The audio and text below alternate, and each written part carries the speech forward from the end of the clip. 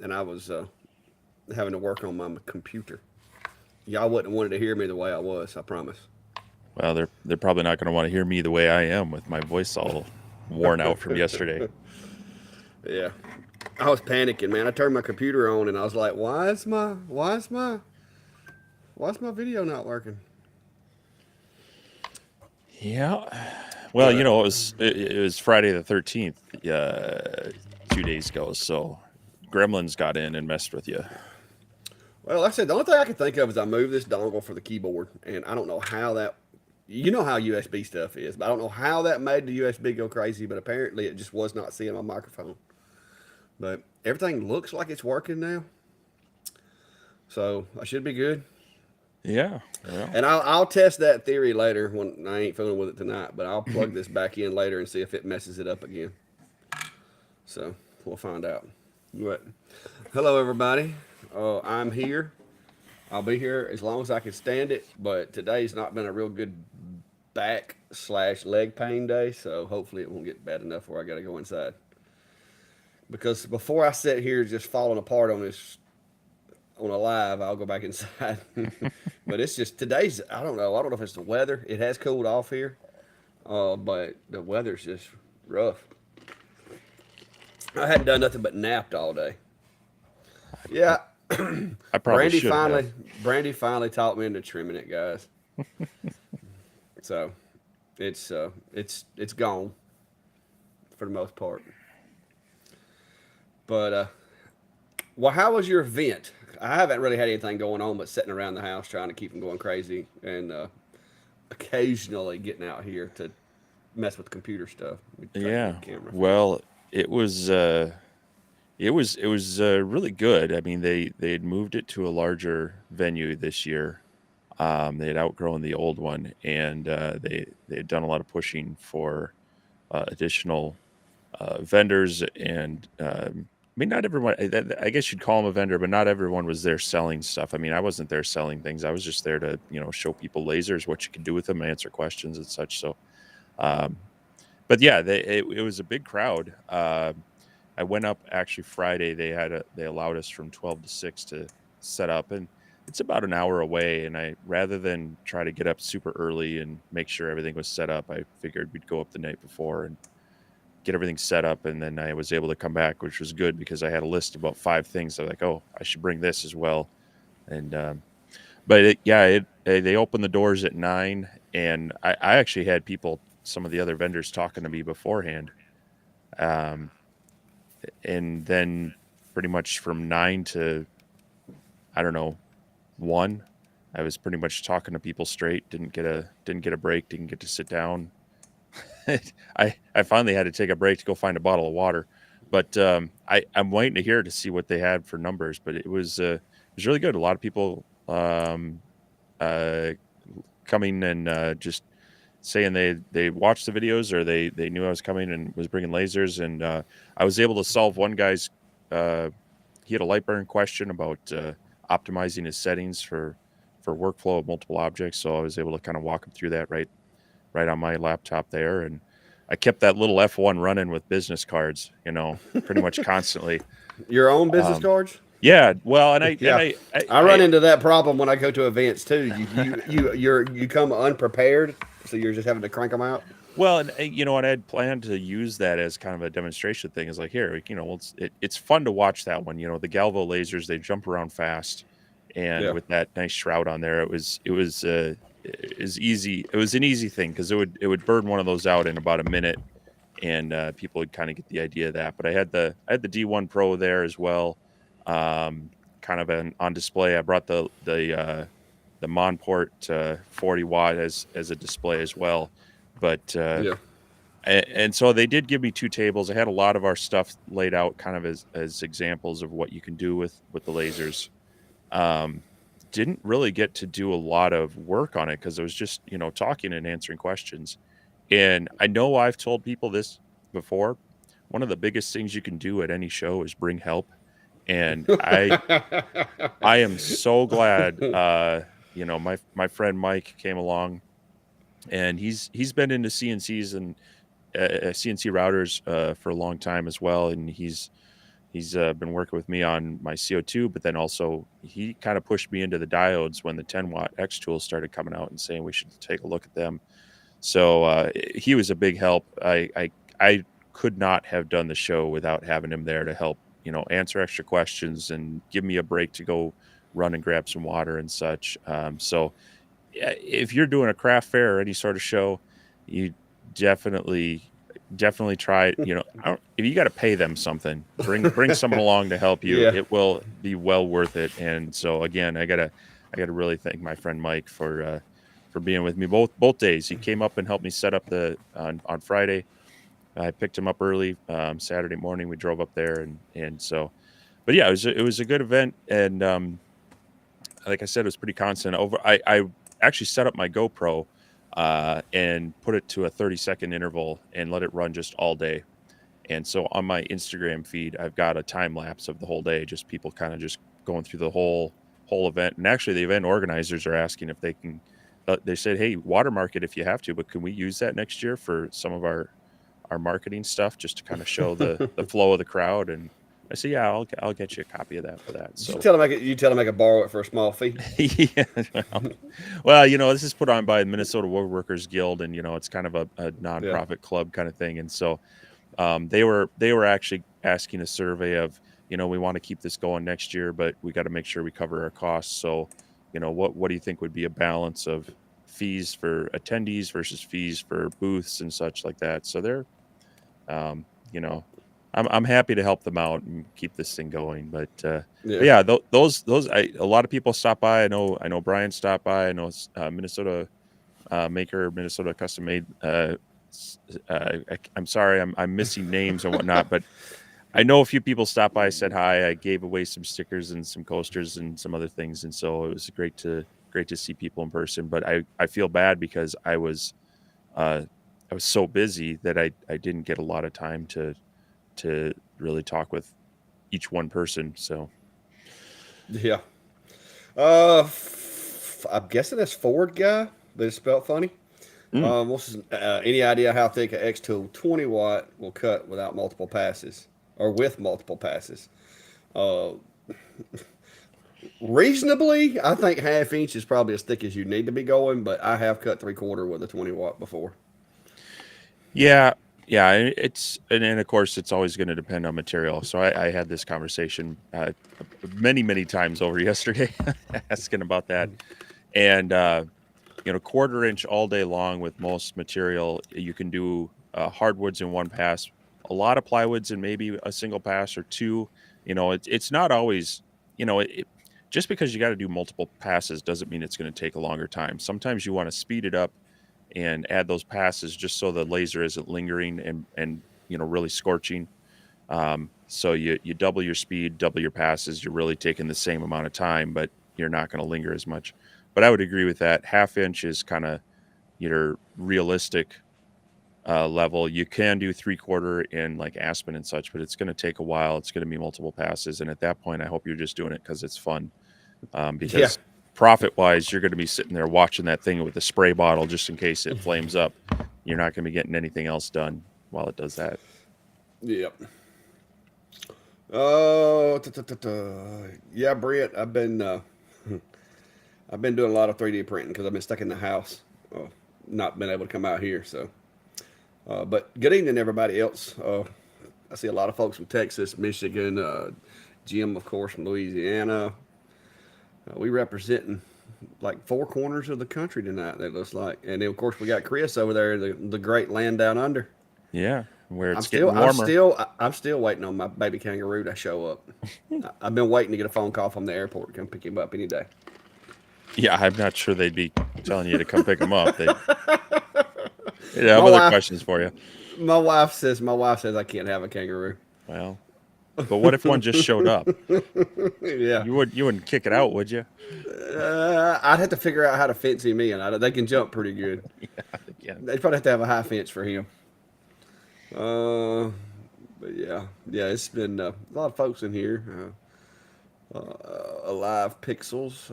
Let's see who else we got. Oh, there's your question. I'm trying to scroll through these questions now that I've kind of got. I think I've got my AV stuff sorted out.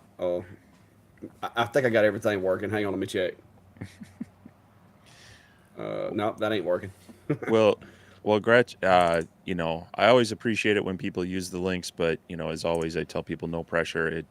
I'm just happy to give people some good information on, using their equipment, using their lasers. So, when you get it and you have any questions about it, check out my video or ask me some questions if you get stuck. But it makes that Atom stack a nice long machine for sure. My friend Mike's got that 830 I did for that video, and he's really enjoying it. I'm guessing my buttons ain't working. Oh, that's terrible. I got everything working but my magic buttons. Well, Billy is asking what we would recommend for someone just getting started. Want to do small wooden items and maybe engraved leather. It always depends. I mean, is that all you're going to do, or I mean, because there's a wide variety of machines, budget, space. I mean, there's a lot of things to take into consideration when you're picking out the machine. I mean, as well as I do. I really haven't run across many bad machines in all the ones that they sent us. I mean, some of them are better than others. Some of them excel at one thing, and some excel at other things. But so far, I mean, all the machines that I've tested were usable machines. Yeah, I think there's definitely um, some that maybe kind of stretch their marketing a little bit, but most of them are effective and work. As far as something getting started, your budget's going to kind of dictate quite a bit, but I would keep it a little bit simple. Some of the newer machines will have your autofocus and a lot of extra bells and whistles that can sometimes get in the way, and it's not necessarily worth paying for them. I'd try to find something probably in the 20-watt range. That's kind of still the sweet spot for price versus performance and features.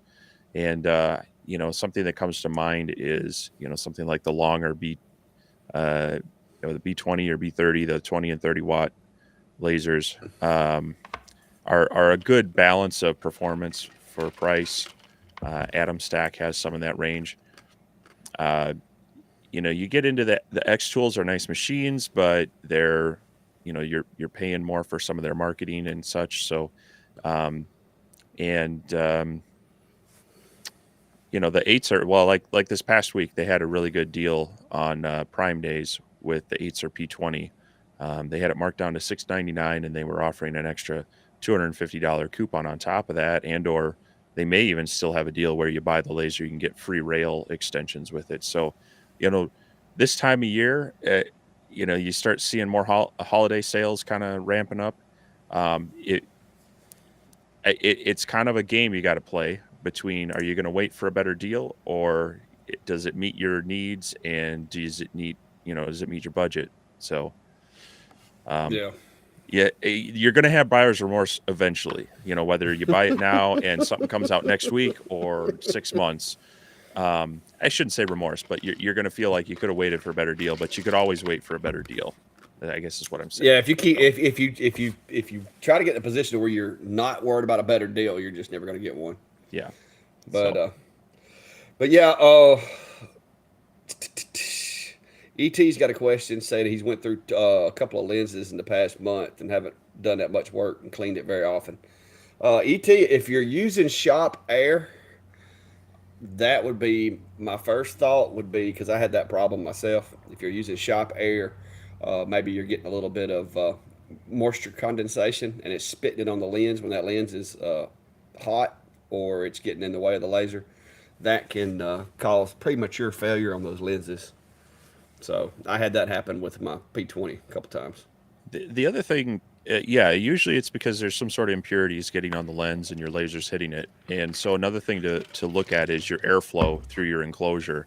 The more that it recirculates any of that smoke and debris that's in there, a lot of these lasers have that cooling fan that's on top and it's pulling air down in.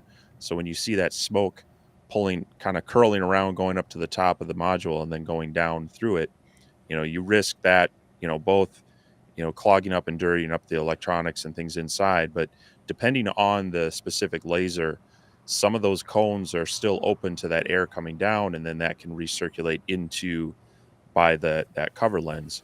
Some of them have a little better design where it tries to protect that and circulate that air around, and just have the air assist go down into a finer point around the cover lens barrel. So I always try to get people to think about that as well. And also, I've seen some people put their air pumps inside their enclosure. And again, if that's pulling in that dirty air, it's something you're going to want to be mindful of. That maybe if it's in there and it's pulling in that smoky air that's pushing through your lens, you might want to try moving that out and making sure that it's drawing clean air. Yeah. There's a good couple folks up in Tennessee up there. That's awesome. Yep. Neighbors to the You, north. we've got Dave Gatton in here as well, and for those of you that might Celebrity. be doing CNC work, I believe he's launched his 2023 Christmas CNC challenge over on his site, and that would be something fun to do, where you do a creation with a Christmas theme, and submit some video and photos to him, and then they generally every year they offer up some accolades and some possible awards. So definitely kind of a fun, those are some fun things to do, is to challenge yourself with some of these, get you kind of thinking outside the box with stuff like that. So Yeah.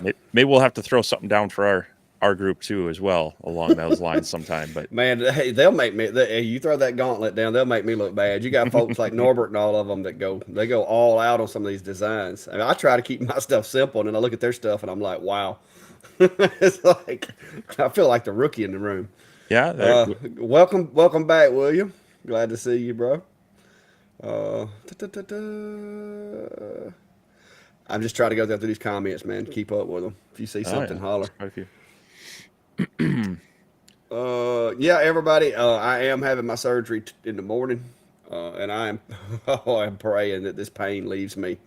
It has been exhausting. 3 weeks of my leg feeling like they got a bulldozer parked on it, and I am ready for some relief. So y'all, hopefully next time y'all see me, I won't have this problem. That's what I'm praying for anyway. Well, So, yeah, we hope that definitely goes well for you. Um, oh, there's your one. oh well, yeah, I think that was in response to the beginner laser, and I've heard great things about the Rolly Lasermatic, and I just haven't had a chance to, play with them myself. I respect a lot of the people who have them and use them in their opinions, so definitely go check out people like Rich and Philip, and I think our friend Hobo. He's got a Lasermatic as well. Um, Check out Yeah. their channels and their information on it. They look like a really great laser made by a company that puts some time into them and some support. So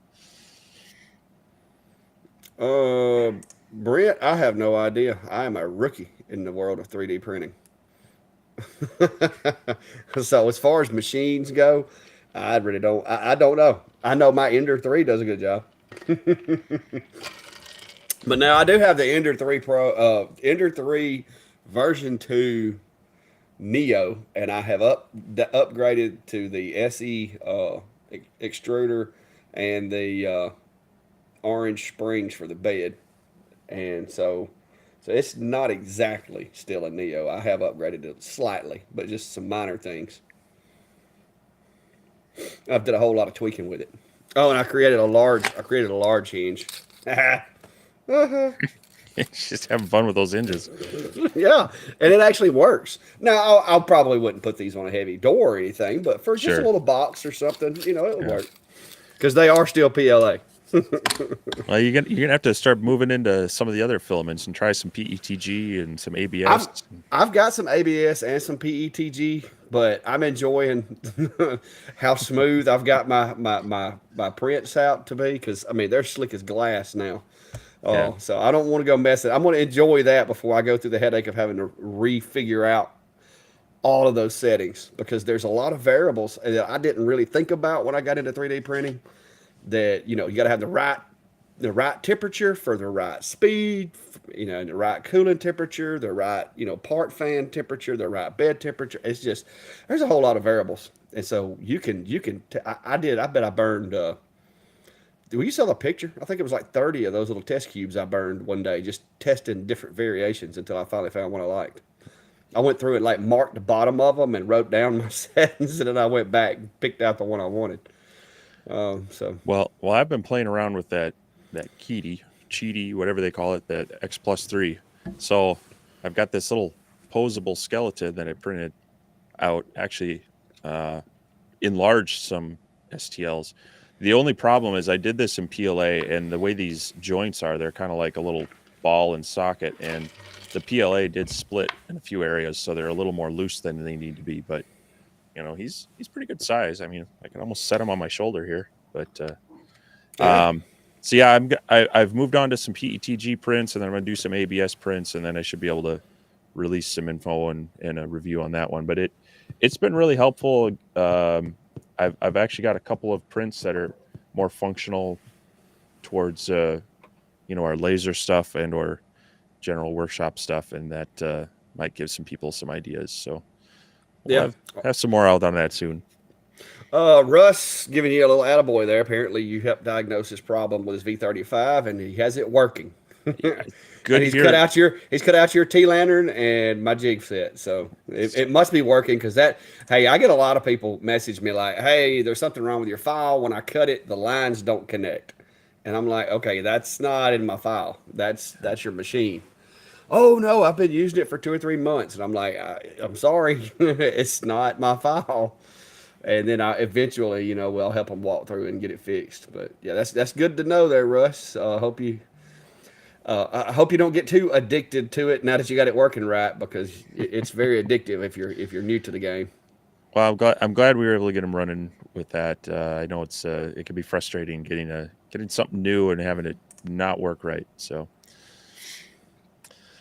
yes, back there is a little benchtop barcade, I guess they call them. So it's running RetroPie, and I've got some emulators on there for Super Nintendo, Atari, a few old arcade games, some original Nintendo games back in the day. So that was an early COVID project with a couple of my kids, and so cut a lot of the stuff out on the CNC, and then had to order up the electronics and get it all mounted in there. So that was a fun little project. It's kind of before I was back into doing some of these videos. Otherwise, I'd probably have one on it. Nerd. Yeah. Mm-hmm. Oh yeah. Yeah, Hobo says if you're using hang on, let me make sure I don't misquote him. If you're not using an enclosure, add a small desk fan to blow across the engraved surface to keep it clean. Yeah, I recommend adequate airflow by way of a fan or vacuum or whatever you got. I run both. I've got a shop vac sucking on this one over here, and I've got a 6-inch fan choked down to a 4-inch tube on this one. So either way works. I am going to hopefully put a 4-inch fan, like the Vivor fan I bought for that side, which I haven't even done a video on that fan. I went and bought the fan and was just going to test it, because choking it down to that 4-inch, me and you discussed the pros and the cons. The pros were I didn't have to run new hose. I didn't have to drill a new hole. But it did increase the flow over the 4-inch fan that was in there. Having the 6-inch fan, even though I'm still running the same tubing, I am getting a lot more airflow through there. So it was successful. Our calculations were correct. Good. And it's doing a really good job. You can look in there now when I'm engraving, and you can't even see any smoke. I was cutting out something for my buddy last night, and it was I'm talking like an hour's worth of cutting. It was an egg carton that hinged open that had a spot in there for the eggs that I put together. And it takes a full 32-inch sheet of material to make, and there was never any smoke. So that was, that you could see, because it's all getting pulled down through the honeycomb and out the discharge. So that was really good. Somebody's asking about the new Atom Stack's new 800 by 850. Didn't you just stretch an Atom Stack? Well, yeah, but only in one direction. It's still the typical 400 wide. as far as honeycombs that might fit that, uh, Cloud Ray offers custom size service, but it's pretty expensive when you get into those custom sizes. They do have a like a 600 by 900, um, and then of course shipping is the killer on a lot of those larger honeycombs. So Yeah. Yeah, I mean, you could put some double nibbles in there, but you're going to have that big piece of metal in the middle. That's the yeah, only problem. yeah, Larry Broom said thanks for the link to the HRP20. I don't know if that's me or you. It could either be either one of us. But said he got the laser and extension kit for 449 plus tax and got the rotary for 199. That's yeah. a good deal for a P20. Yeah, I put the some information out right around prime sale days, and as always, I hate I don't like being a salesman, but I like passing on good deals when I find them. And so I was taking a quick look at some of the typical things that I buy, and I actually made a list of more of like shop supplies, accessories, and things that I buy, and tried to put some of those deals out there. And one that popped up was that 8 or P20 with a pretty smoking deal early in the morning. So I'm glad you were able to take advantage of that, Larry. Hopefully some others got it too. So Yeah, Norbert's saying that he's having an issue with engraving getting build up on the nozzle. As long as it's on the nozzle and not on the lens, Norbert, just wipe its nose for it every now and then and keep rocking. The uh, the the algo, I've been doing a lot of bamboo cutting boards and stuff on the algo, and I've noticed that the tip, the nose cone itself gets a lot of build up. But I've took it apart and inspected it twice, and it's been clean as far as the lens goes both times. So if as long as it's only on the cone, I wouldn't stress about it. Like I said, just wipe its nose for it with a piece of paper towel or whatever, and keep rocking. Have you noticed that with some of the machines you've tested too, Steve? yeah, and more so with certain materials. Really bad was doing those painted tiles, the Norton white tile or the painted uh, uh, canvas stuff. When you're blasting off that spray paint, I found that vaporized and would stick to that cone, and then even with some air going through it, sometimes it would still want to clog up. So I had to be careful of that. But definitely the right airflow and both, your air exhaust as well as at the nozzle can help that. Yeah. I'm trying to go through these the comments. They speed up and slow down. They speed up and slow down. Yeah, Tom. I've been hoping Creality decides they need me to test out one of those new K1 Maxes, but I haven't heard from them yet. Yeah, well the one I've got is pretty good size, but it's not their biggest one. Um, and the problem is you start getting too big, and it takes more than just a bench to work with these things, and especially if you've got to get behind them. That's one of my qualms with the Key Plus that I've got, is that the stock spool holder is on the back side of the printer, which is really hard to get at if you have it anywhere that's not you know portable. So Yeah. you got to really think about those larger printers, how they're laid out and how you're going to access all parts of them. Yeah, well, that's one thing I like about the upgrade I did with the direct extrusion on the Ender 3, because the spool was on the back side of it also. But when I put the direct extruder on there, I flipped it around and hung the spool off the front right in the center, and it works great. Like it's you could just reach up there and grab it and pull it off the little knob that it sits on, Hmm. uh, Hmm. and it seems to work much better. And I'm getting a lot smoother lines and stuff with that direct extrusion than I was with the stock. David, for any of the jig kits that I build, anything over 4 millimeters, I think you'll be good. The thicker the better, because that keeps it from warping or breaking. But I wouldn't go below 4 millimeters for it, because most of those things span about 16 inches. And if you try to use 3 mil or something like that, one, it's going to break real easy, and two, it's going to try to warp and twist and bend and just be a pain. So I usually use the 4.5, 4.7 range. Uh, Chris is talking to someone, John, somebody. I missed a comment somewhere. John, like I said, me or Steve, neither one have gotten to try out the roller yet. So I've heard good things about him, but I can't verify it. Gray wants to know. Gray, well, wait a minute. I think we clicked the same one. Or something. What do you got? I was going to hit Gray's wanting to know what headphones are those you're using. These, good question. These came from, there was a local esports, store or I don't know, venue. They started up and they invested heavily in all these computers and desks and gaming setups, and then within 3 months they shut down. And then one of those auction houses came through and did an online auction to sell off all the gear, and I was able to snag one of those computers super cheap. So it came with this nice set of headphones and LED keyboard, mouse, and whatnot. So Yeah. Let's see who else we got going on here. So David's asking, what wood thickness wood do you recommend for your jig kit?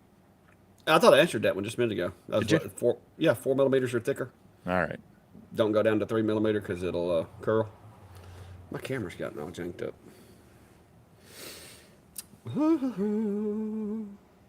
Yeah, I done made it past that. You're behind.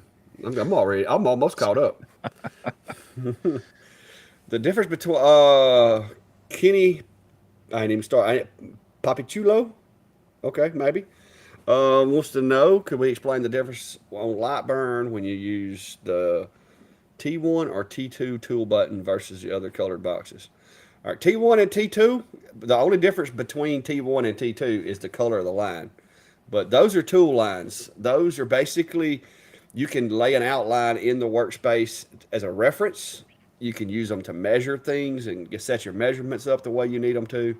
But they have no output capability. So you don't have to worry about forgetting and leaving them in there and putting a line somewhere that you didn't want it, because that is a real thing. Early on, I didn't use tool lines like I should, and I would use just a pencil line as a reference, and I'd forget and leave one of them in there, and it would burn it. So that basically, the tool line, you got two of them, two different colors, I guess, in case you want one for measurements and one for placement or whatever.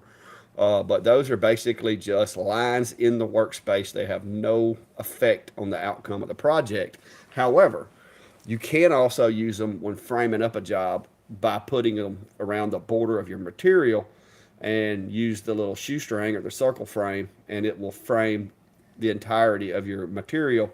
If you're trying to do, let's say you're trying to do like a plate or something, and you want it perfectly in the center, instead of trying to measure the center and mark it, you can simply create a tool line that is exactly the same size as the plate, put it in your work area, use that tool line to center the design, and then just make sure that it frames around that border of the plate, and you're golden.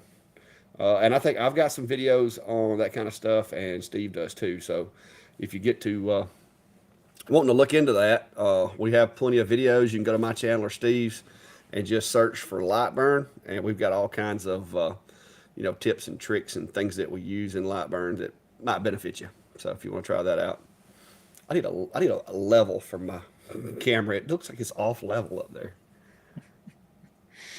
I did some cleaning and rearranging when I was mounting everything the other day. Okay, it's level now. Those lights behind me keep making me think it's not level, but I keep forgetting that the perception is, skewed. So I think it's level now. All right. Eyeball says it is. I want to show something. If I can. All right, well, I'll clear out the... All right. This is something I get questions on about. So I just opened up my LightBurn, and this little screen popped up.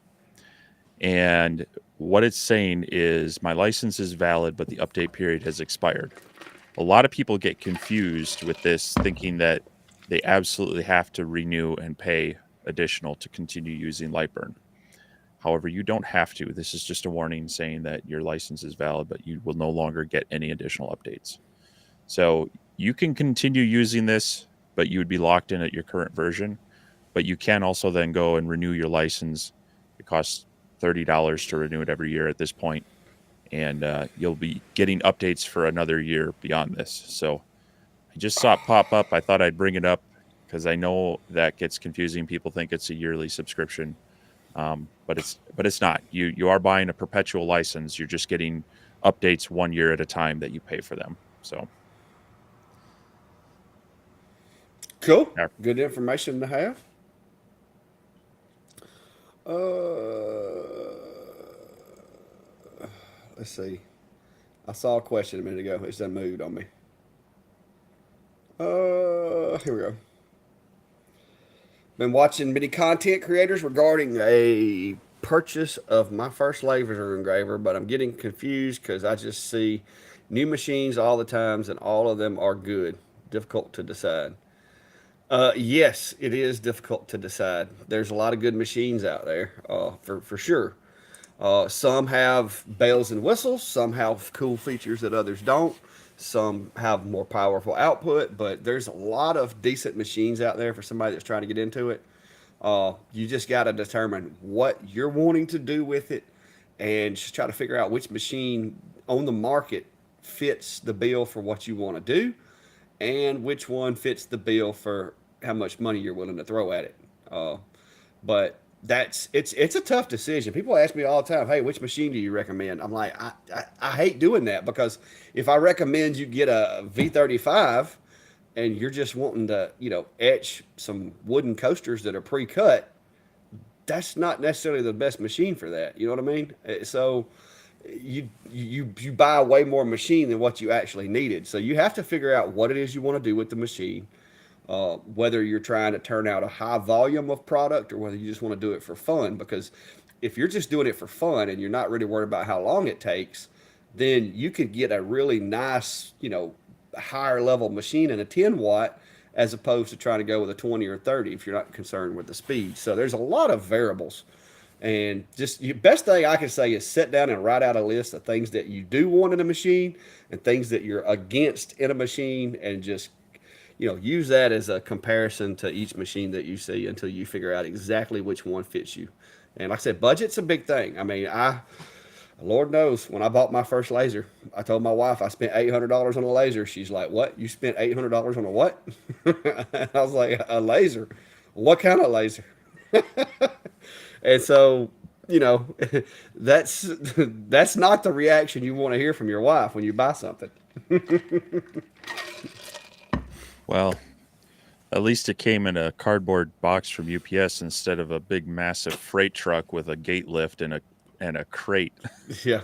Like my first laser. Like, sorry, I need you to move your vehicle out of the garage permanently. I've got a new toy. Yeah. Phil Knock.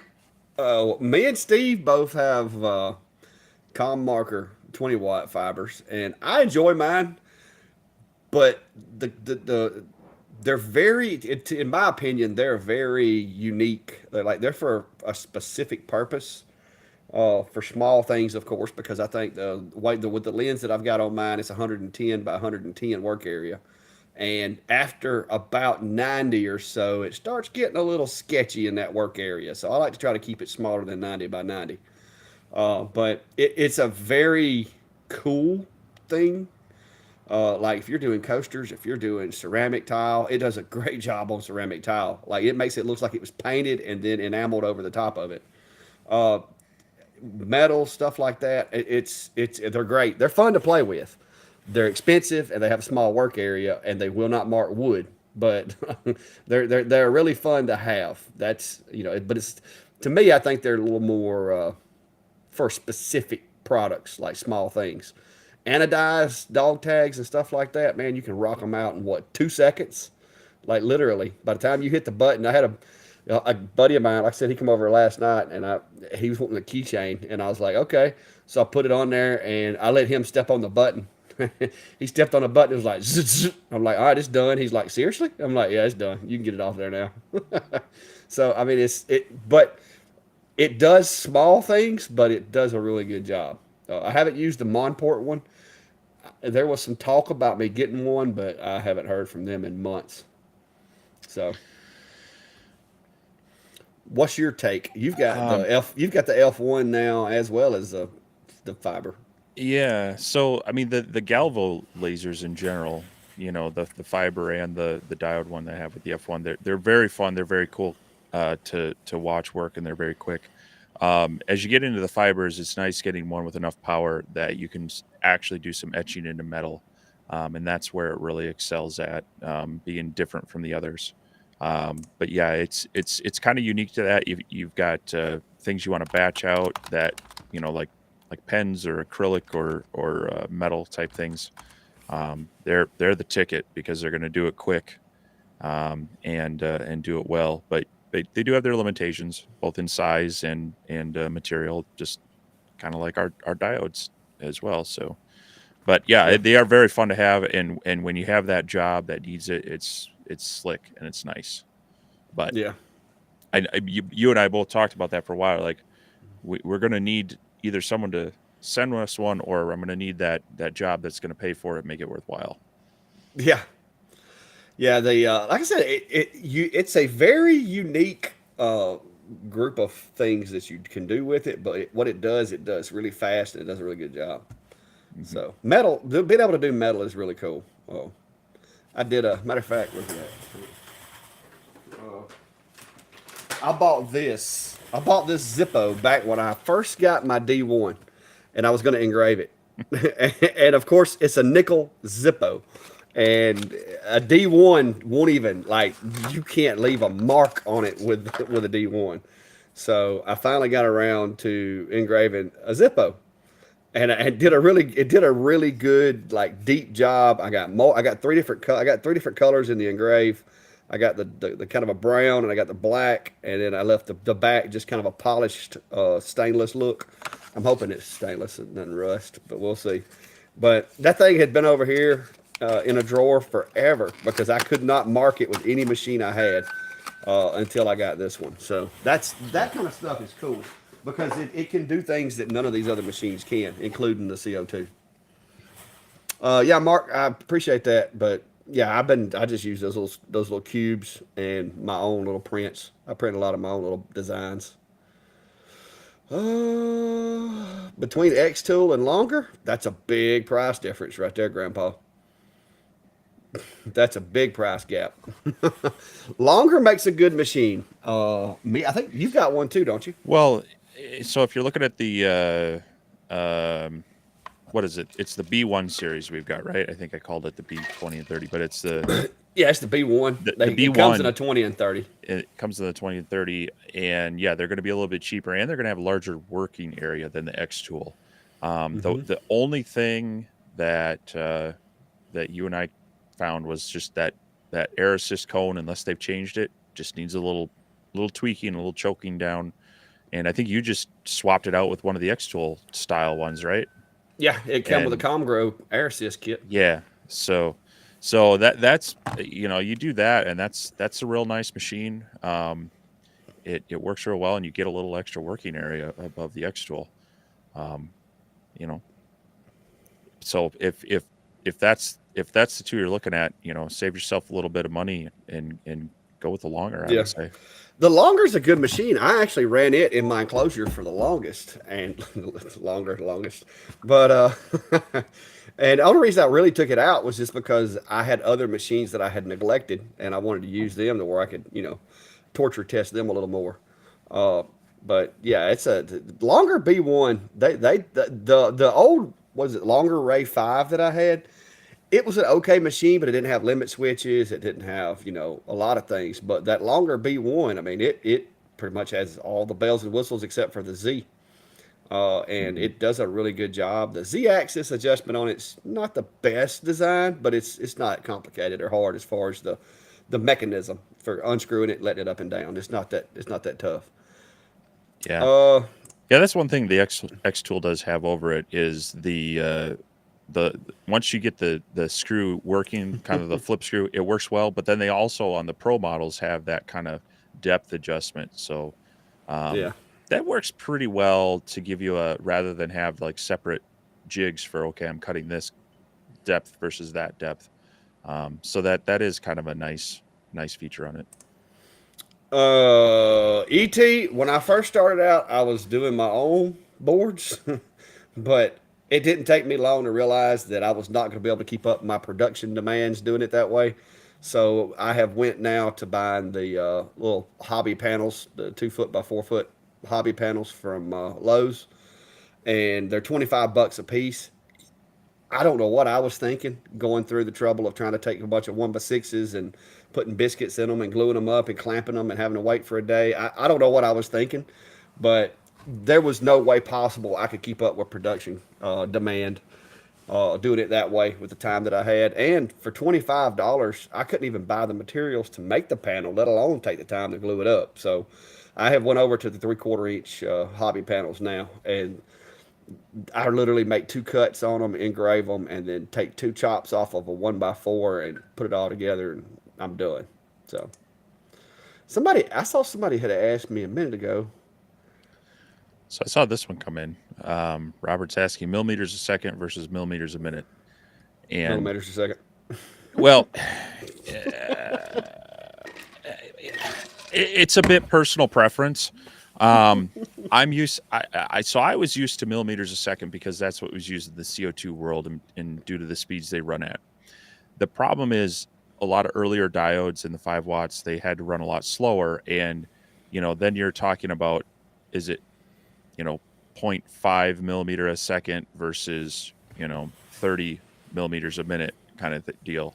So you can use either, but you got to know what, if you're comparing yours to someone else's, you're going to have to do the math. You either got to multiply or divide by Yeah. 60. As the diodes are getting more powerful, millimeters a second makes more sense. But millimeters a minute gives you a finer adjustability without getting into decimal points, as you get Yeah. into those slower speeds. So it really doesn't matter as long as you understand what you're comparing it to and you're being consistent with it. So Yeah. Well, when most they first started using the millimeters a second, I think some of the very first diodes were like 1/2 watt and 1.5 watt diodes when they first came out with the millimeters a second being the go-to measurement. well, And I no, I or mean, millimeters a minute. I mean, yeah. I mean, X Tool's really the only ones who have pushed the millimeters a second, and most of the others are working in millimeters a minute because diodes grew up in that. But X Tool's first laser was a CO2, and so that's probably why they've kind of stuck with that. yeah. But in my opinion, I mean, we've got to the point now to where the diodes are getting into the power ranges of some of the lower range CO2 machines as far as speeds and capabilities. So I've always just used millimeters a second because when I bought my X tool, that's what they used. I got used to using it, and I like it. It works for me. So I've never really wanted to change to that really big, the big numbers. It just and I'm terrible at math, so the smaller numbers work better for me. Well, right, but like I say, to really fine tune it, then you're getting into decimal points. You know, Yeah, you're at but yeah, 3.5 but I and stuff. haven't So. really seen a need to fine tune it. If I was running a 1.5 watt or a 5 watt, maybe, but with the 10 watts and better, I mean, I get plenty of variation in my speed tests without going to decimals and stuff. So I gotta Well, walk outside. I'll be right back. you may be missing out on things you don't know about by hitting those middle points on your. It's going to be more of an issue on the cuts because that's where you're going to be in your slower speeds. But it really doesn't matter as long as you understand what it compares to other people as they're sharing their speeds. So, uh, 10 minus 9 is asking, is there any other laser software comparable to LightBurn or XCS? Um, as far as being compatible with a lot of brands, you've got Laser GRBL and maybe a few other open source ones that are available. I wouldn't say they're better by any means. There are places, I know Atom Stack with their new A24 series, they're working on developing software, as you've probably seen on some of David's videos. The We Create Vision has come out with their own software. So we're seeing other people develop them, but again, they tend to be specific to their brands. So, the most powerful, most affordable, and most widely used still to this day is LightBurn. Oh yeah. As you get into the CO2s, there is um what is it called? Laser Laser Works, Laser DRW, and some of that has like Corel plugins and such. But I started out with that with my CO2, and then quickly went to LightBurn anyway. So it's just really hard to beat that right now. Uh, Chris, I really don't know. Other than maybe it's just because there's so many companies out there right now that they're pushing prices down to compete with each other in the diode world. That'd be my guess. Oh yes, yeah, RD Works. Sorry, there we go. That's what the software was for the Uh, Verlay. I don't think they changed the legs on the between the Alpha and the Delta. I've looked at the pictures of that thing, and it looks like it's an Alpha with a screen. Well, it's a little bit bigger though. The Is it? working area is bigger. Yeah. Okay, well, I'd have to get my hands on one or get the measurements before I could. But I mean, yeah, that's anytime there's a machine out, that's an option. It's just a matter of me being able to do it. I've had several people that kind of, would measure, send me the measurements to the best of their ability, and then I could draw it up and communicate with them. And eventually, which the last two or three I've done, I've actually got it right the first time. I had some folks that really knew how to measure and draw stuff out. But I could, I would take their measurements and adapt a kit and send it, and then they would test it for me. So I've done a lot of those that way, because some of those machines that you see in my Etsy shop, I don't have the machine. I just kind of collaborated with somebody that had one. 10 minus 9. Well, hello there, Rocky Mountains. I guess I just saw you had this comment pulled up. But then we solved the whole millimeter second, debate. Oh, It's just a preference. there's no solving it. Yeah, I mean it's a unit of measurement. You can always, I mean, It's like inches and millimeters. It's whichever one you like best. well, Somebody got on to me for using millimeters instead of inches, and I'm like, I can't help it. Every one of these machines, everything's in millimeters, and it's easier, to be honest. you know, we will eventually convert in the U.S. It's inevitable. Yeah, I mean, it's just easier for me. I mean, because I'm terrible with a ruler and trying to add and subtract fractions. Because math's not my strong suit. So you know, but yeah. Oh well, hello, Super Duty. Good to see you. Does LE lighting affect the lasers? Only if you have an X tool and you have the flame sensor turned on. Then it can. No, I'm just messing with you. Yeah, I would hope not. You might want to have your lights checked. Well, mine was giving me fits, but I found out it was just because it was dirty. But it shouldn't. I haven't heard of that. Da, da, da, da, da. Somebody fixed somebody's A20. Was that me or you? I can't keep track, guys. I apologize. Well, it's just fixing the jig for that. That's got to be fixing you. the jig. Yeah, I didn't see the jig part.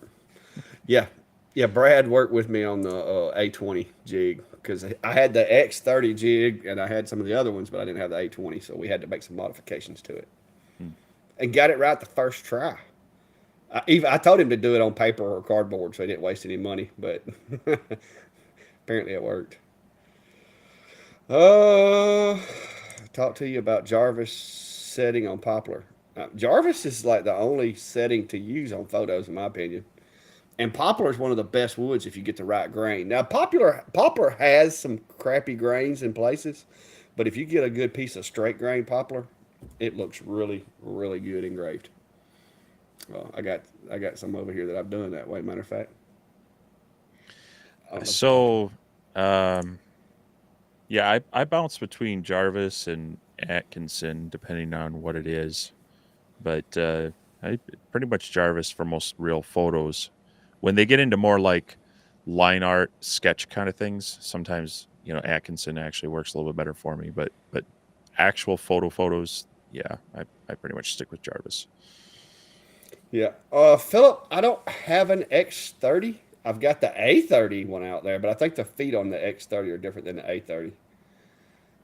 That's another one of those that I don't have. Okay, here's your one. Here's your hypothetical. Would you prefer an OhmTech or X-Tool 20 watt for your first laser? I mean, are we talking about an OhmTech Does he Yeah, have two? Optech's got a lot of lasers out there, so we'll need a little clarification on which one.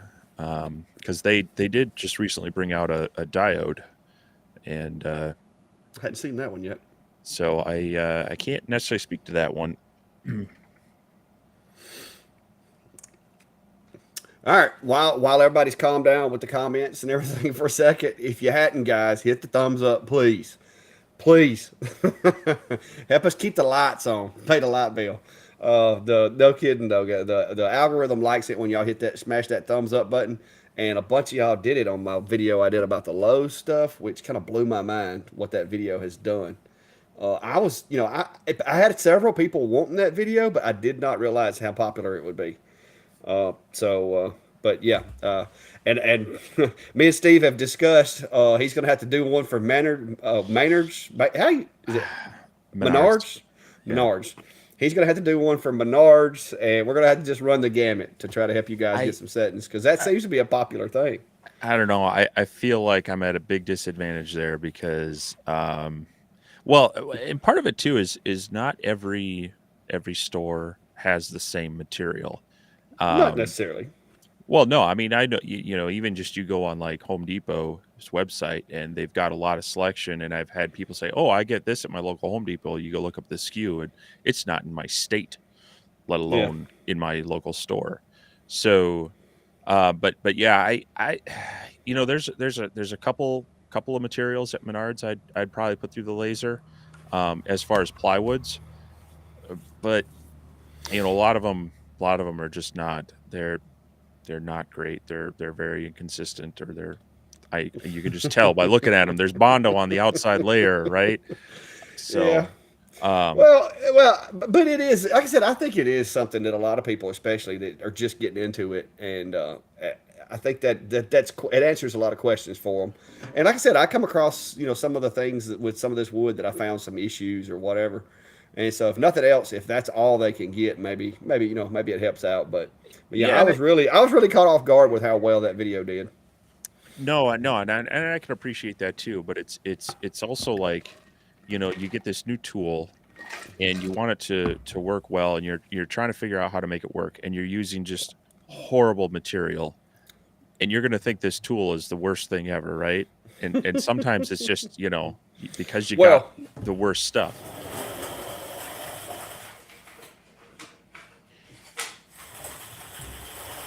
I'm going to be honest with you. This was worth the trip to me. This oak, I did not know they sold quarter-inch oak. I will be buying more of this. Like I bought one piece to test. I bought basically one piece of every material that looked promising, and when I go back to Lowe's, I will be buying some more of this because I'm down right now, can't mill my own, and that's what I usually. I've got cedar this thickness piled up at the mill. Like I've got probably a couple of hundred board feet of it up there, but the thin oak, I've had some oak and I've been planing it and resawing it and using it, but I'm out right now of laser So engravable. So this was so worth the trip to me. how that's solid oak, right? Mm-hmm. How wide was that piece? Oh, this one wasn't but like 6 inches. Okay. Yeah, so like they've got like at Menards, they've got aspen, they've got poplar, they've got oak, they've got some maple, but you can't always get the wider pieces in it. And if you do, sometimes they're shaped like a Pringle. Yeah, well, now I did go through there and make sure I didn't get the bowed up pieces. Yeah. But this is not going to do for everything that you're going to want to do. But 6 inches, if it's got any length to it, you could do a 6 inch tall, 10-inch wide photo or some type of decoration, little thin wall hanging plaque or whatever. Hmm. And like my little oak coasters, I mean, I like the idea of my oak coasters. Put a little polyurethane on those, a couple of little rubber feet to keep them from sliding around.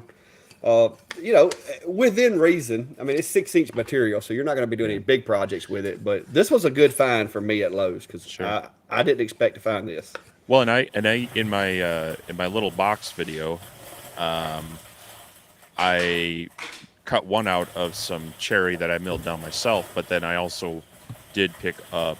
I think it was a 4-inch wide board, um, uh, 1/4 inch by 4 inch by 4 foot board of oak and cut that out of that as well. So that was kind of the hey, not everybody. I know not everybody has bandsaw, planer, and all that other stuff to be able to do this.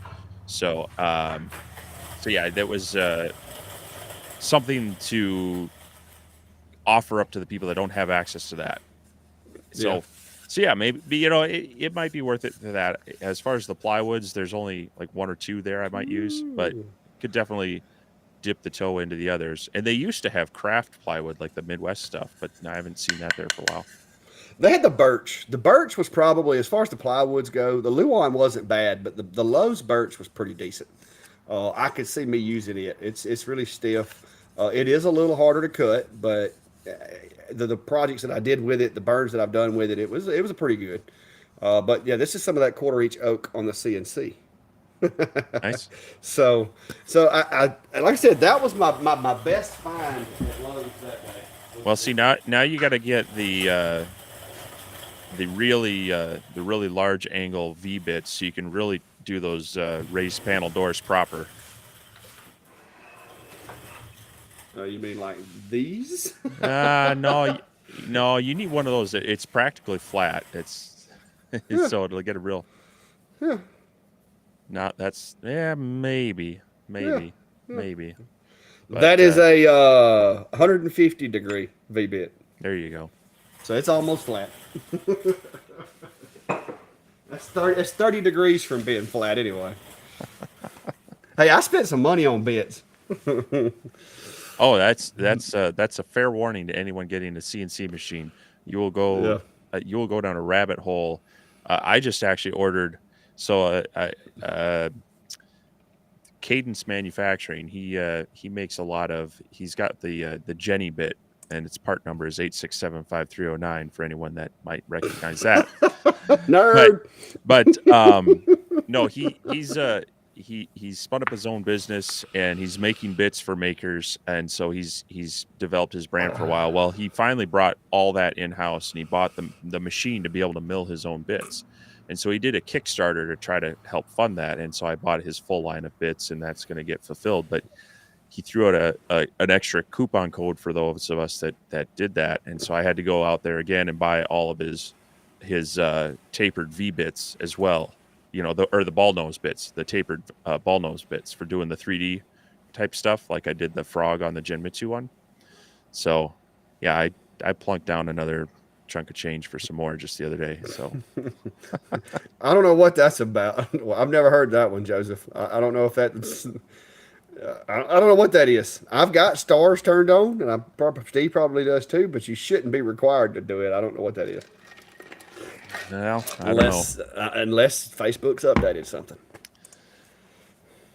But yeah, it's been an interesting week. I've been very limited, and as you can tell, I've gotten really proficient at going places with my chair without having to stand up. I just have to make sure I don't have any pieces of wood on the floor that'll scotch it as I'm rolling across there. But Joseph, I don't know what that is. I haven't seen that. I can pull my browser up and see what it looks like, but I've never seen that before. Never had anybody mention that, so I don't know. Don't know unless Facebook's doing some weird stuff, which wouldn't put it past them. So Justin, it was great to see you and talk to you at the expo. Thanks for stopping by the booth. And I don't know if I had the best booth there. There were some pretty cool ones there. I think David here would say DeWalt may have gave me a run for my money, but and I didn't even really. Yeah, like I said, I was talking with people so much. I was having fun talking with people, but it was kind of getting to the end of the show, and I said I should at least go do a lap and see what was here. But thanks for stopping by and saying hi. Yeah, I don't know. I don't see that thing, which I guess I would see anything like that on my feed. Yeah, I think I've got your page blocked actually, so I don't, because they were harassing me about these bits. No, these stars. What are they? Yeah, but yes, Super Duty Steve's trying to get me to put rollerblade wheels on my chair. I'm telling you, get a set of them. You'll like them. I got to get me a set of them. I can't right now because I got too much going on. Maybe after tomorrow, if everything gets back to normal, which I'm man, guys, y'all don't know. I'm really, really hoping that it does. We'll see. Brian, uh, I know for sure that both of us mask. I don't know about tape. I use transfer tape. I guess technically, I guess I am taping, but it's more of a masking action. But I use that 12-inch wide transfer tape to mask a lot of stuff that I'm going to be backfilling or painting on. What about you, Steve? Yeah, I've used that before. It depends on what I'm doing. Generally, only if I, like you say, if you're going to be painting it afterwards, or if it's pre-finished and I want to try to preserve that finish and not have any residue kind of burn up on it. But you do want to make sure that you're using the right type of. It should be a paper-based transfer tape, not the vinyl ones. And you want to, if you're doing it as a mask, I try to take a card and really kind of burnish that in to make sure it's stuck down pretty well. Because if it's too loose, then it might peel up on you too. So Yep. Brian, I am apparently I've got a piece of something protruding between my L4, L5 vertebrae, pressing against my sciatic nerve, and they're going in to basically give that nerve some clearance so that I'll quit hurting like I got a truck parked on my leg. Because that's basically the way it's felt for the past 3.5 weeks, and that's why I'm so squirming in this chair right now. Is this chair starting to get on me a little bit? Even though I did buy me a nice padded chair, I have to move periodically, or it'll really start hurting.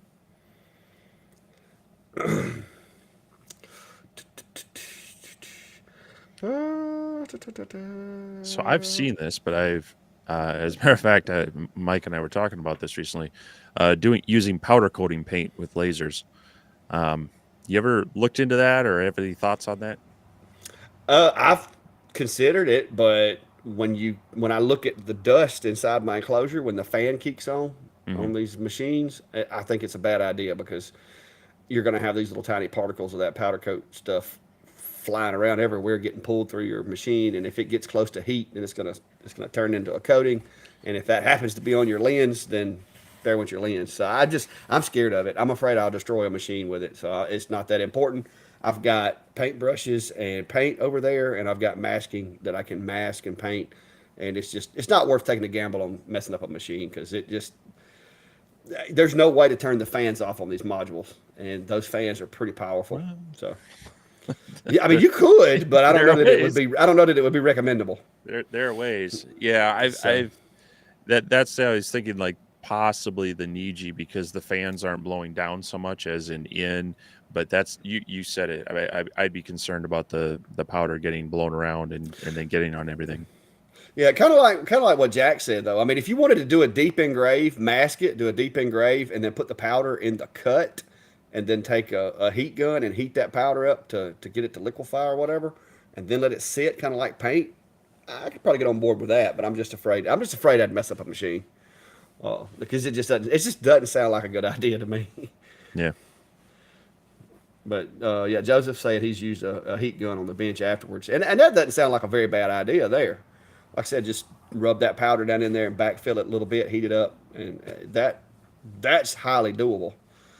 I just usually use a paintbrush. I mask it and I use a little tiny brush. What in the world is moving behind you, Steve? Oh, that's your chair. Whew.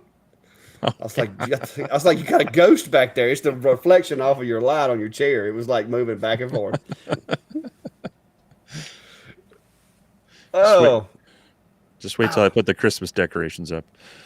yeah. Well, I've already got my lights up.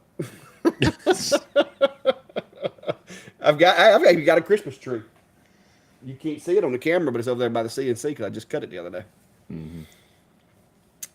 But yeah, can't use on the cutting boards with chip out. Yeah. I don't put anything on cutting boards.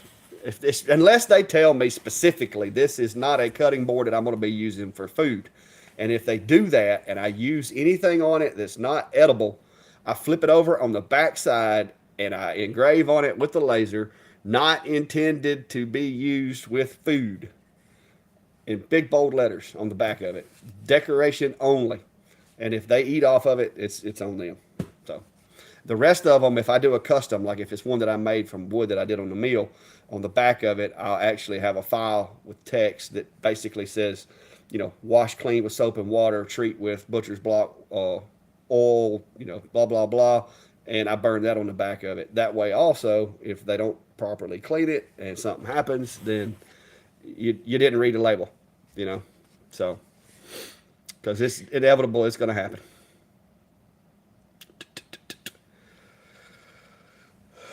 Yep. Yeah, Chris. I think it's a good idea, especially if you intend on it being for decorative purposes.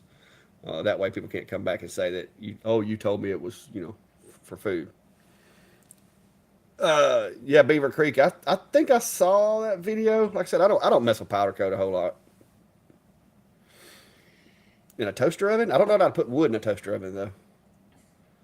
I know it's just a fancy kiln. Yeah, but it could get a little too hot, I would think. Plus, you have to have a big toaster oven, depending on the size of your workpiece.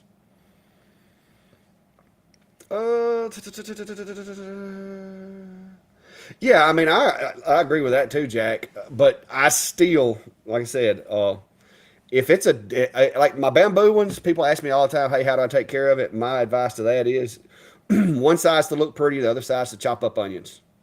That way, when you've got it sitting out and this is nice bamboo cutting board, you don't have cut lines all through the engrave. So that's not a bad idea either. But like I said, sometimes folks don't follow directions real well. So William is asking about he's got an air assist on the X tool, and seems like not as much air is coming out as when he did first purchased. I'm wondering if there is an internal filter or something that may be clogged. And yes, there is on a lot of those little air pumps. There's a little filter that can get clogged up. I think on the X tool one, it's on the bottom. There's a little hole there, and you can pop the cover off that and take a look at that. So I don't have a video or anything on it to refer you to, but you should be able to see it there on that. And I think a few other people have kind of put some stuff out on that, but it is definitely something that can happen with those little air pumps. Yes. I don't have my X tool one in here. It's in the trailer, so I can't go show you.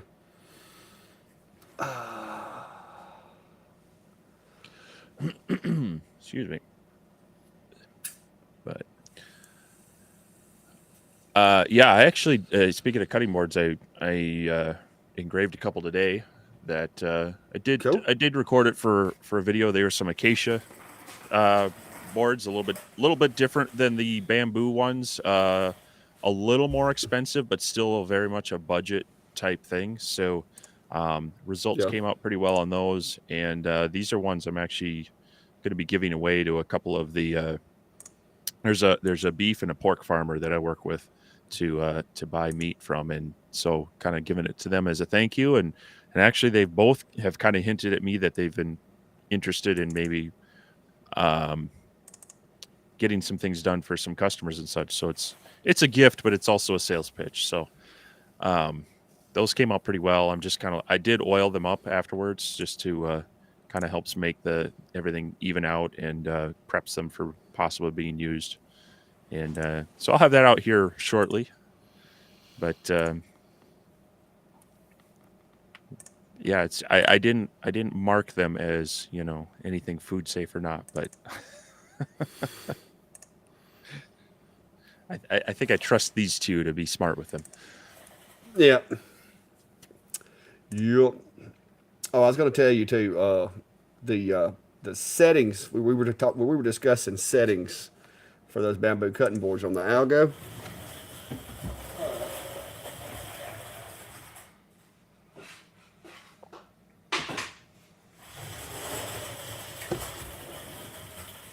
And there is the design, and that's at 200 millimeters per second on the Algo. So if you want to write that down. What's that in millimeters per minute? 200 times 6. What's that? 1200?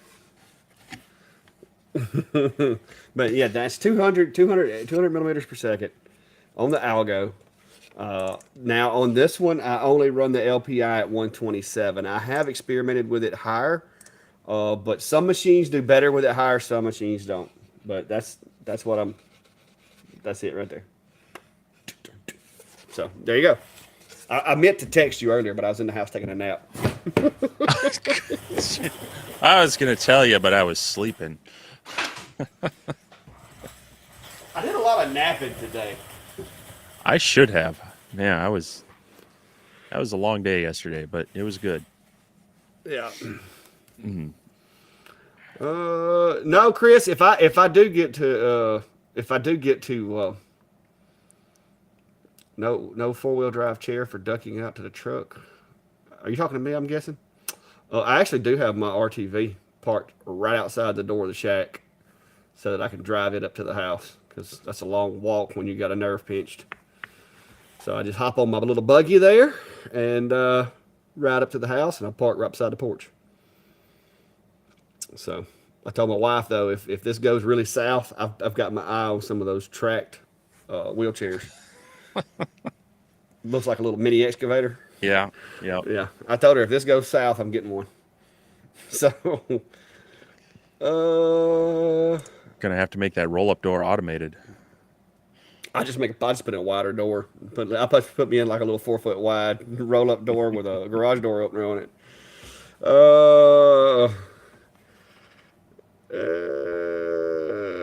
I don't know. I didn't have a problem once I go into controller and just saved mine. I didn't have a problem with it going back. So I don't know. Yeah, I mean, you want to confirm you're actually writing it to the controller. Not sure. Yeah, interesting. That's if smoothie way, but yeah, I mean, something could be rewriting your controller. I mean, you ran into that when you were trying to configure that one, your CNC software to work the laser. Yeah, with the Niji. Yeah, Yeah. where I messed it. I corrupted it. I had to go Yeah. back and reflash the firmware. You- I thought I'd killed it. Yeah, never try to run an EG4 with easel. You will reprogram the controller and it will drive you nuts because it won't cooperate until you reflash the firmware. yeah. So never do that, guys. Never. But if you do, that's how you fix it. Reflash it.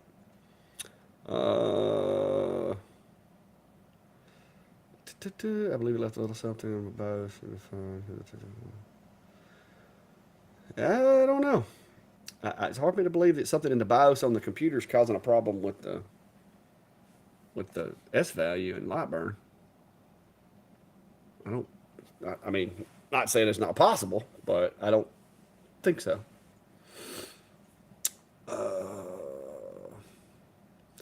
Etched glass.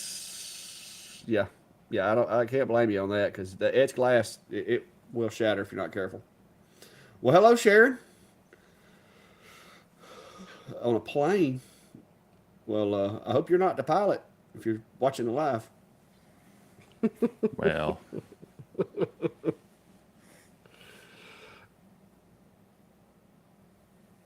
Yeah, Brian, that's what I told my wife. I sent her a picture, and I was like, hey, if everything goes south, I'm getting one of these. I want it black and white where to match the Clack Shack logo. I'll have it out there skidding logs. But hopefully we won't be needing that. Well, hello, William, North Alabama. 20-watt Acer. What kind of wood? That's a big variable. You gotta do like I do, guy.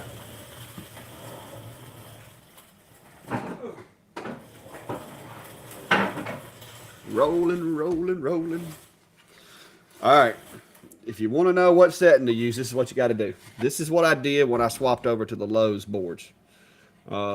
It's necessary when you you just get you a little piece of the scrap, run you some power and grid settings because this is my V35 settings for the Lowe's panels that I'm getting now, and I do this for every material, and I set them over here until I get it to where I can remember it. Once I get it remembered, I'm good. Probably if you're doing a stove cover, if you're doing it on pine, you're going to be somewhere around the ballpark of probably 80 millimeters a second at 100% output to get a deep engrave that's not going to go anywhere if you sand it or finish it or anything. I recommend going at least a millimeter deep on pine because if not, it just don't look right, in my opinion. Or I say probably, but about half a millimeter deep. It's not much. So Don's asking on his K40 comes with a pump for a 5-gallon bucket of water, and will that work, or is it better to get a chiller? It'll work, but you'll want to monitor your water temperature because the more you use it, and especially the more you're using higher power and cutting operations, it's going to heat up that water, and eventually it's going to get too hot where you're going to start degrading the life of your tube. So if you're using it, and it's also going to depend on the the ambient air around the bucket as well. But when I got my original laser 60-watt CO2, that's the same thing that came with mine. It was it was a pump and stick it in a bucket of water and run with it. And I ran that for a little while before replacing it with a chiller because I was only able to run it for maybe 30 minutes to 45 minutes before it was starting to get too warm. So it'll get you started, but if you start using this thing pretty consistently and on longer engraves or a lot of cutting, you're definitely going to want to look at some sort of chiller, and you're going to want to try to make sure it's an actual refrigerated chiller, not just a radiator, depending on where you're at too. You can get by with your bucket and then like something like an aquarium chiller. You get like a 1.25 horse, I think is what they were, or no, was it quarter horse? You can get it. You can get an aquarium chiller that then you pump the water through your 5-gallon reservoir and through your tube, and that's kind of a cheaper way to do it. But it's really best to get the CW 5000 or 5200. It's a true chiller. You'll be able to set the temp, and it'll actively cool it rather than just bring it down to the ambient air temperature. Yeah, and you're going to want to make sure that bucket's sealed up best you can because it's going to pick up if you're in your shop, especially because you're going to have all kind of bugs and stuff getting in there and drowning. Yep. So I Yeah. learned that Yeah. one the hard way. You want to keep Dust. impurities out of there. So I went and got me the Monport, but as we've discussed, it's not technically a chiller; it's more of a radiator. But as long as I don't overdrive my machine, it does a pretty good job so far. And it does keep the water clean, so I don't have to worry about the water getting dirty as often. Because it at least is a sealed system, so I don't have to worry about stuff getting in there. Yep. Oh, William said he got the filter out of his air assist, and it is clogged. So there we go. Another one fixed in the live stream there. Yay! I would clap for you, but my clapper thing's messed up. Yes. I don't think it worked, did it? No. Dang. See, I've got to do some work on my audio stuff when I get back out here. It'll probably be a couple of days before I can make it back out to the shop, but I'll work on it.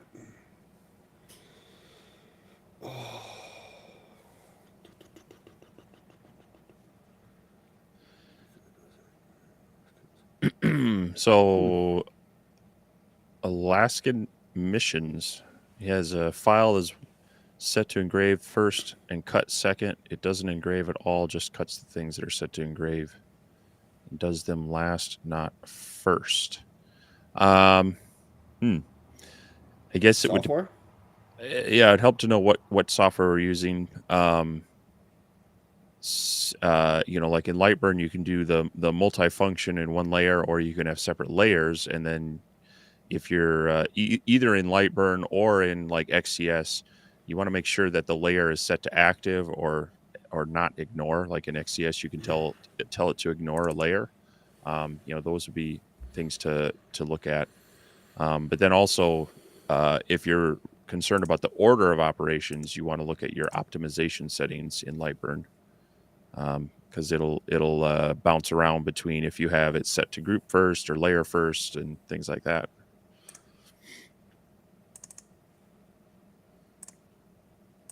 What Steve said.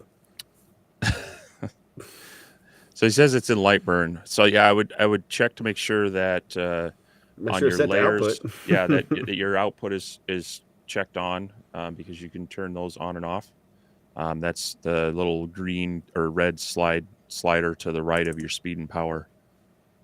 And then down uh, below your kind of your laser controls, there is optimization settings where you can tell it to order by layer, order by priority or group, and then you can add in some of the other options as far as which way to get it to work. But and there is Roger. you can reset those to default. Sometimes that's a good thing to do is just hit those. If you've gone too far down the rabbit hole, use that reset to default button.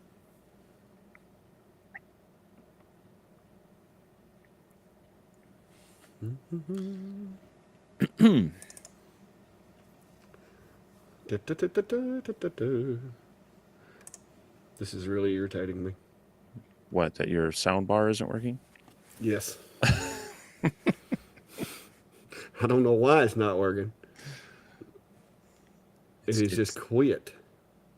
it's just your computer's giving up on you. But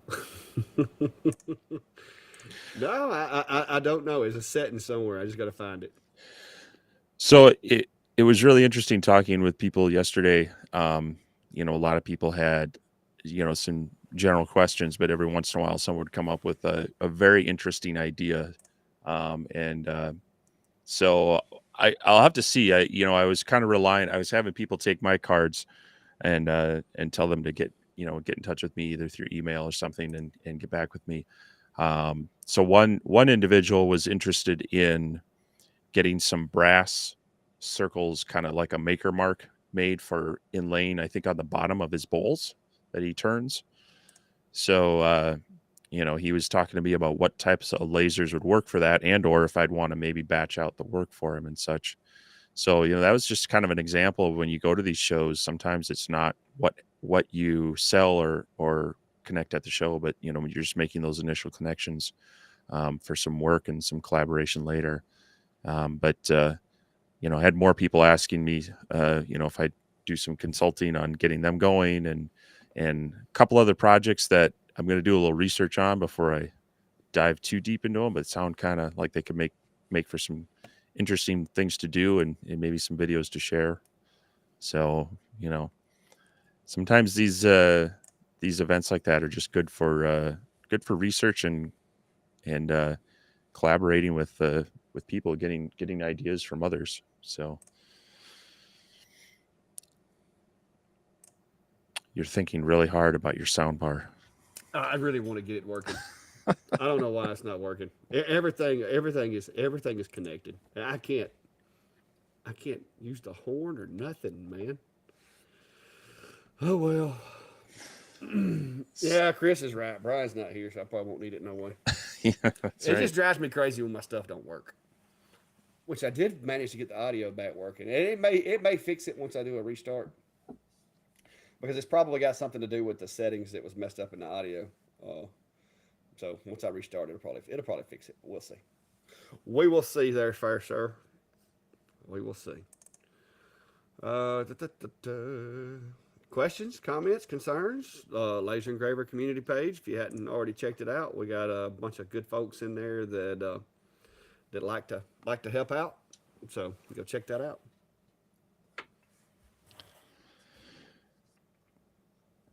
So how assuming everything goes well, when's your next event that you're doing? Oh, I haven't got anything scheduled because I don't know how this is going to turn out yet. Okay. It'll probably be closer to. I'm hoping to be at May May's open house if I can get recovered, but you got to remember I got to get that big table out of the back of the trailer and got to unload all that stuff, and Right. so that's going to depend on my situation. I will probably be at the event, but if I can't lift my stuff, I'm not gonna take a risk on hurting myself again if they Yeah. tell me you can't do anything until this date or whatever. Unless I can get somebody to go with me, to do the heavy lifting for me. And Klein's been going with me to events and stuff, so that is a possibility that I could might get him to go with me and kind of help with the lifting, and I could just be there for technical support. Yeah, because But Clanton did a number of kind of holiday themed events last year, right? yeah, Um, I missed one of the events was Saturday night was the one of the fall festival, and I missed that one because there was no yeah. I couldn't even go to it. So that was not an option. Hmm. Jeff May May's open house that is at her shop at her storefront. May May is a friend of mine who is also a YouTuber. She does crafting and stuff, and she has a physical location, like a storefront, and she does an open house there. A lot of her people that watch her show know me because I do, I make things for May May, and she, when she has events, I make boxes or displays or name tags. I'm working on name tags for the upcoming event that she's doing, the Craft Acropolis or whatever. I've actually got through designing the name tags and putting all the names in there. You got like 90 people coming to this event, so uh, my audio went very low. Oh, wait a minute, I got mine probably went very high. I think that was my Elgato cutting it back. I think I bumped the button on my mic. It went up. Okay, I've got overload cap turned on. um, so Don's asking if should he put a milliamp meter on K40, and you don't have to, but then you're really kind of guessing at are you ramping up to your max power rating of your tube, and a lot of those small, well, a lot of the even the bigger Chinese lasers, they don't necessarily tune and match their parts. Their power supply may be bigger than the tube and be able to overdrive it. So I would strongly recommend it, and just make sure you follow instructions on how to work with that well. You're working with a high voltage wire. Make sure you know what you're doing with that to put that in line with it. But once you can get that true milliamp reading on there, you can definitely dial in your power to ensure you're staying under its max rating, and find the best speed and power for it. Roger. Yeah, I've got one on mine. Like you said, I don't know that it. I don't know that it's entirely accurate, uh, but it's a decent, I guess, gauge as far as whether or not you're running the same power you ran the job before. But Yeah, I went ahead and put one on my 60 watt, which was nice because it was able to help, rather than, everybody says, oh, you should never run a CO2 over 80%. Well, you don't know, 80% could be really low on the milliamps running through your tube for what it's rated at, or it could still be over it. So yeah, it definitely is a good tool, assuming it's accurate, to help you make sure that you're not babying your laser too much or overdriving it. So yeah. Well, Gordon, that's good to know. I'm hoping everybody keeps telling me I'll probably, a couple of weeks I'll be limited. But I'm gonna be honest with you. If I get the pain to go away now and not be taking the medicines, I think I'd be fine. But we'll see. Volume's even lower now. What did I didn't do nothing to my volume? What's going on here? I think it's because I'm leaning back. Maybe that's it. I've got it on 3. That's where I usually run it. Let me see. This software, this audio has been crazy tonight.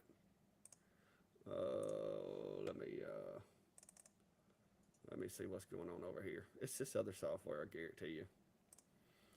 Uh, da, da, da, da, da,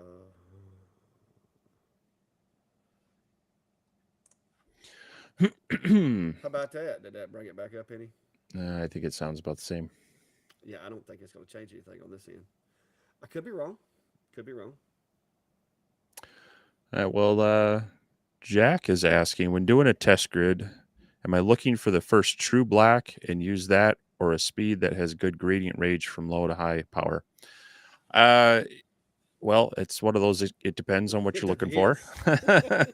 if you're trying to find the range for doing a raster engraving of an image, yeah, you're going to want to find kind of the speed and power range that gets you kind of your whites, but also dark enough there. Otherwise, if you're just doing a vector engrave, you might be looking for a really dark and maybe a recessed engrave, or you want it just you want it filled in and dark, but not really cutting into the surface.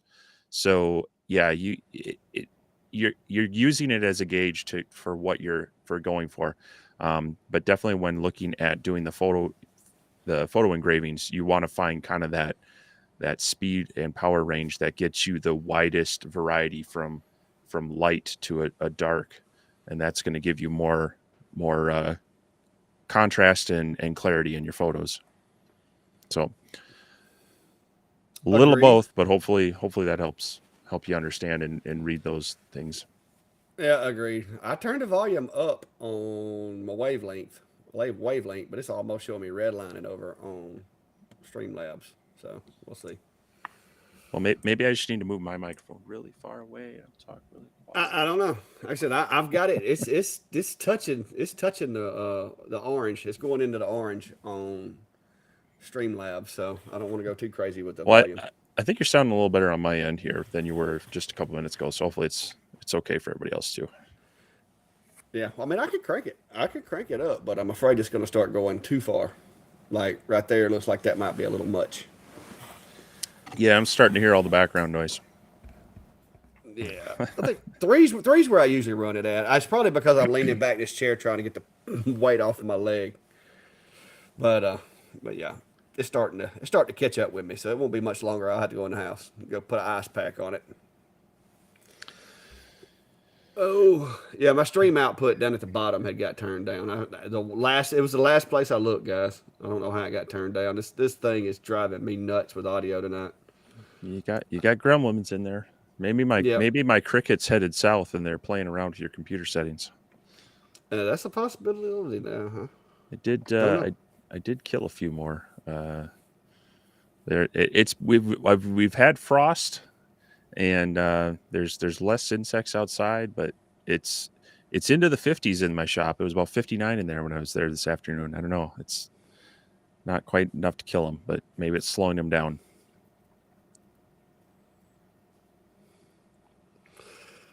Yeah, I haven't had the surgery yet, Beaver Creek. I'm hoping to get it, but there's really nothing I can do. Standing up usually makes me hurt worse than sitting down. Uh, Laying down sometimes makes it. It just depends. I can get in the floor and twist myself just right. It takes me about 20 minutes, and finally I'll find that perfect position where it's like you flipped a switch, and the pain goes away, and I freeze and I lay there for as long as I can, but eventually the pain comes back. So I just have to keep moving around. Like I said, usually standing up for long periods or any length of periods or walking. Right now, it don't matter what I do, I hurt. So I'm hoping that in the morning, they're claiming that when I wake up, the pain will be gone, and I'll just have some soreness. And I am looking forward to soreness, guys. I had never looked forward to being sore in all my life, but I'll take soreness over this any day. Yeah, well, hopefully, like you said, you got that coming up tomorrow. They got you bumped up a week. That's good. So hopefully by the time you're going to have your original surgery, you actually are feeling somewhat normal. Give you Yeah. a week of rest to get rid of that soreness and such, and Yeah, go I from plan on there. spending the next couple of days in the house. I don't plan on Hmm. even coming out here, just on a chance that I might trip and fall over something. Oh yeah, I did go around and police up anything that could trip me. So that's good on that part. But yeah, hopefully next Sunday I will have good news to report, and I will be almost back at my old self, maybe with some limitations, which I'm good. I'm good with some limitations as long as this pain will go away. Because this is the kind of pain that will drive you nuts after a while. And it's been 3.5 weeks, and I'm tired of it, guys. I am tired of it. Even with the pain meds, it still hurts. So we'll see how that goes tomorrow. so well, hopefully I know neither of us are going, but hopefully we'll be hearing some good news from LightBurn Experience that's coming up in a couple weeks. I had hoped to go, but I just had some things are coming up here with stuff at home and family stuff. I couldn't get away for the few days for that, but if I know there's a few channels that are going to be there, so I know some people are excited about the CNC chatter around LightBurn and such. So that'll be something coming up to hear about. And what is it? Later this week, is it the 18th? X Tool has their live stream on the S1. Yes, and if I'm recovered on the 19th, we're gonna I'm gonna deep dive into this machine, and we've talked about this. I don't know if they sent everybody the same email about don't show the machine in the videos, but I got that email and I agreed to their terms. So I'm going to stick to what I agreed, and I'm not going to show the machine. And apparently, I wasn't the only one because I saw a couple of one other channel that said that same thing. I can show you the boxes, I can't show you the machine. Right. That's what they told me. They said you can show the boxes, you can show the boxes, and you can show projects, but don't show the machine because we want an air of surprise or whatever. And then I go on YouTube and there's 2 or 3 other channels that are like walking around the machine showing it, and I'm like, what the heck? So hopefully the 19th, whenever they release their video and they do their reveal, after that it's game on with the S1. I'll show you guys what I figured out about it. I have been running it a lot. I've ran it with XCS as well as LightBurn. I will tell you that if you get one of these, you're going to want to use XCS for a lot of the options that it has. I can't get. There's a lot of the things that it will not do in LightBurn that I can figure out anyway. I haven't really dove into it in LightBurn, but in LightBurn it basically operates like a D1. I mean, it's you start from home and just go out from there. It doesn't have a camera, so I mean, there's pros and cons to the machine, and like I said, once I can release it and show it to you guys, I'm going to go over my full thoughts and my thoughts about where it would fit as far as what kind of what kind of projects it would be suitable for. But that'll be the 19th. I can't do it any sooner than that because I'll get in trouble. So we'll see.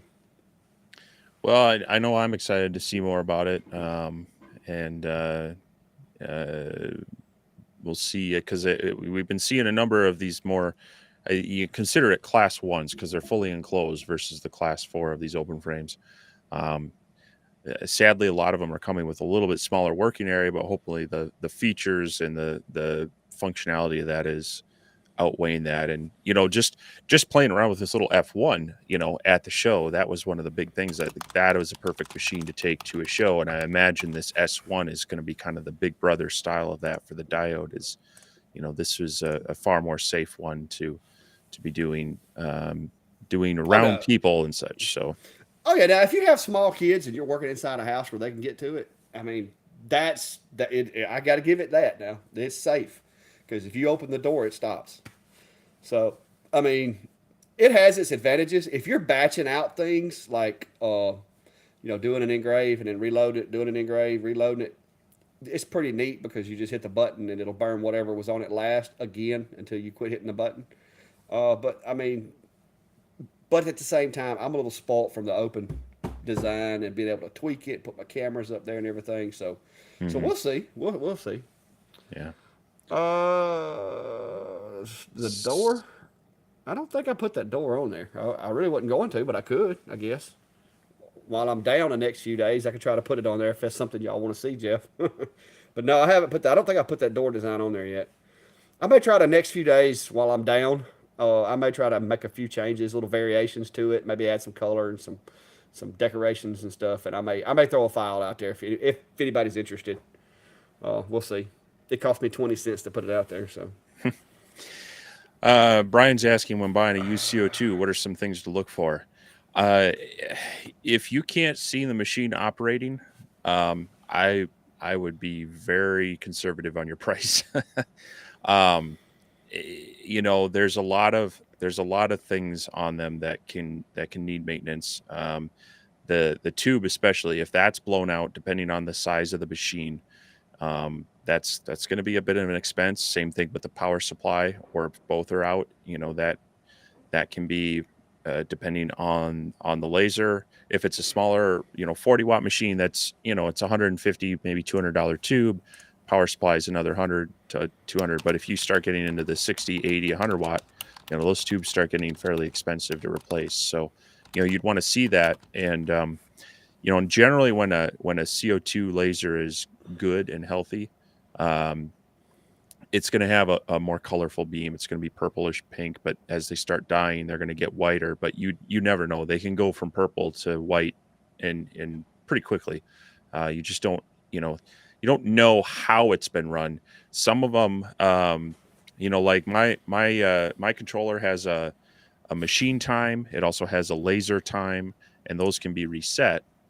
But you also don't know, did they run it at 20% power for 300 hours, or did they run it at 100% power for 50 hours, and it's damaged. So the other thing is that there's a lot of wiring in there. Sometimes you can get these things for a song because it's not working, it won't power on, and all it is a switch that's gone bad or a wire that's come loose, especially in a lot of these generic, you know uh, no name lasers that are being sold through eBay and Amazon and others. Or a um, damaged door switch or something. yeah, it can be as simple as a wire has come loose, or maybe a switch needs to be replaced. But then you need to be comfortable in tracing that out, and being able to swap them out. So if you can't see it operating and functioning, I would be I would be looking at less than half value of what you could get it for new, if that. So Yeah. Yeah, Johnny. If you once you get used to using LightBurn, it's really difficult to use some of these other softwares. XCS has came a long way from its original debut, but it's still no LightBurn. It does have more usability now than what it did when it first came out, but it's still not LightBurn. But and the they problem with some of these new machines is to use the features, you're gonna have to use XCS. yeah, So or the equivalent of whatever the manufacturer is. And they just released a new XCS this week too. I haven't looked at that. And as a matter of fact, when I was at the show getting set up, it's like, oh, there's an update. I'm like, nope, not right now. not happening today. maybe maybe Yeah, Sunday, maybe Monday, but not today. No. So, yeah, but yeah, I would agree. XCS has come a long way. It's a good software to get started with. But um, as you start branching out in other lasers, the fact that LightBurn works with so many of them makes that process of jumping from one to the other a lot easier. So, yeah. Now I have found that I can run XCS on this computer and run Lightburn with a couple of machines all at the same time without any issues. So that's pretty good. Ordered a Thunderbolt. Well, that ought to do good. it. I'm curious about that one. It looks interesting. It looks like a nice small business CO2. So I'd love to hear how that works for you when you get it. Yep. Well, all right, guys. If you hadn't already, hit the like, follow, share, all that good stuff. It helps us to keep the lights on here at the shack.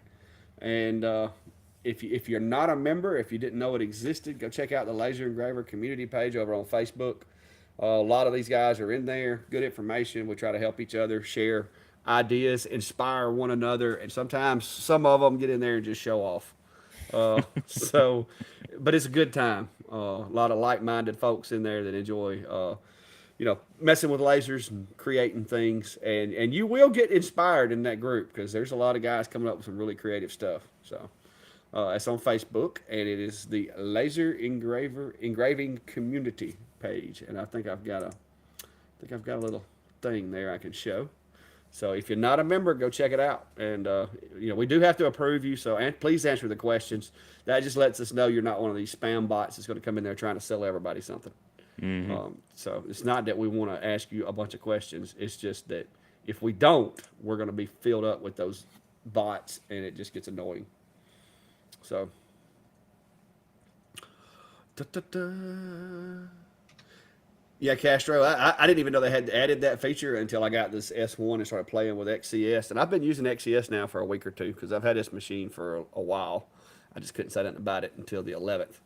Uh, but that's a pretty big deal, being able to like basically create tool layers in XCS, whereas before you couldn't. So I do like the addition of that feature. Well, anything in closing, Steve? You going to be at any events? You going to be going to Menards anytime soon, holding a Vintage Workshop parking lot rendezvous or Um, meet and greet? well, no, interesting enough, the I believe his name is Mark. I was talking with him at the show, and he's the president of the local CNC club that meets at the Burnsville Rockler store. And apparently, they're one of the largest CNC clubs in the United States.